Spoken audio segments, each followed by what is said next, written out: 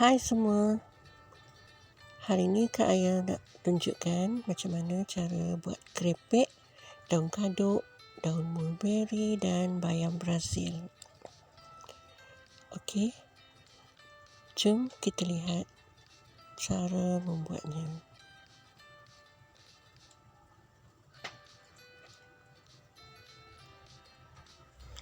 Kita perlukan 1 cawan tepung bestari dan kemudian Kak Ayah campurkan dengan 3 sudu tepung gandum. Kemudian masukkan 1 sudu rempah kari daging, sedikit soda bikarbonat, ini untuk rangupkannya. Dan kita masukkan air sikit-sikit,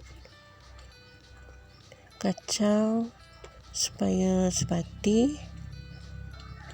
Kita tak payah masukkan garam sebab dalam tepung bestari dah memang ada perasa garam, lada dan sebagainya.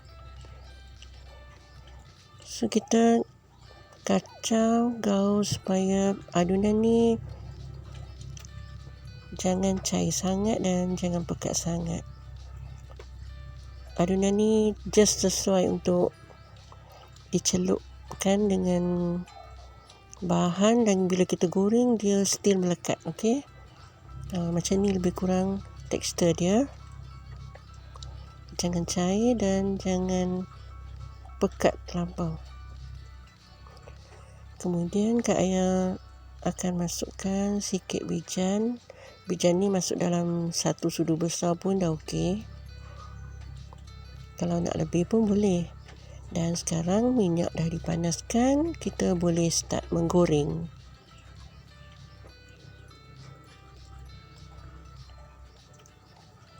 Kita goreng semua daun-daun yang kita ada dengan mencelupkan dia ke dalam tepung, kemudian goreng.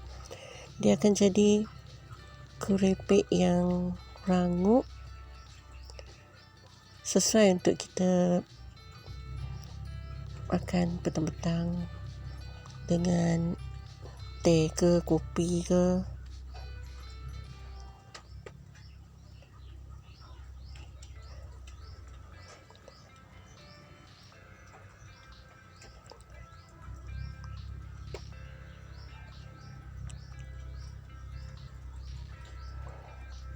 Okey, nanti bolehlah cuba buat sendiri ya.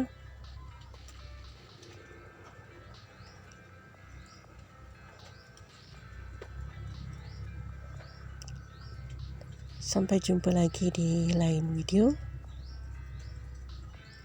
Thanks for watching.